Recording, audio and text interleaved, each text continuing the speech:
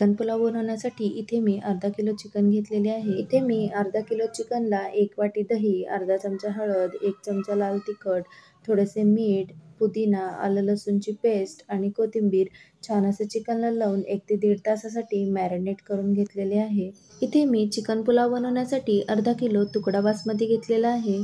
आता हे तांदूळ मी 1 ते 2 वेळा स्वच्छ पाण्याने धुवून असे घेणार आहे। इथे मी लोखंडाच्या कढईमध्ये थोडेसे तेल घालून त्यामध्ये बारीक चिरलेले 2 कांदे, 1 टोमॅटो, 2 मिरच्या व त्यामध्येच खडे मसालेही घालून घेतलेले आहेत। आता हे सर्व मसाले आपण तेलामध्ये छान असे मिक्स करून घेणार आहोत। त्यामध्येच मी आता 1 चमचा चिकन मसाला घालून घेणार आहे। चिकन मसाल्यामुळे चिकन पुलावला अगदी छान अशी चव येते। तेलामध्ये टोमॅटो आणि कांदा छान असे मिक्स झाले की त्यामध्ये आता आपण हे मॅरिनेट केलेले चिकन घालून घेणार आहे।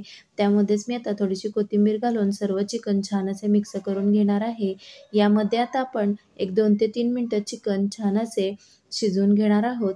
पाणी न वापरता चिकन छान असे आपण शिजवून घ्यायचे आहे। असे केल्याने सर्व मसाले चिकनमध्ये छान असे मुरले जातात।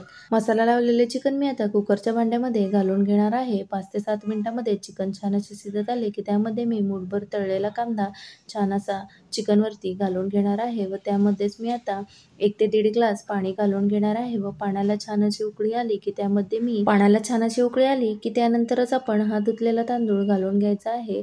पाणी छान असे मुरत आले की कुकरला झाकण लावून त्याची एक वाफ काढून घ्यायची आहे।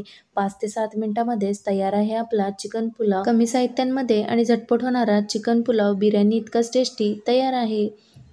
रेसिपी आवडली असल्यास नक्की लाईक करा आणि शेअर करा। चला तर मग उद्या भेटूयात एका नवीन रेसिपी सहित। तोपर्यंत बाय बाय।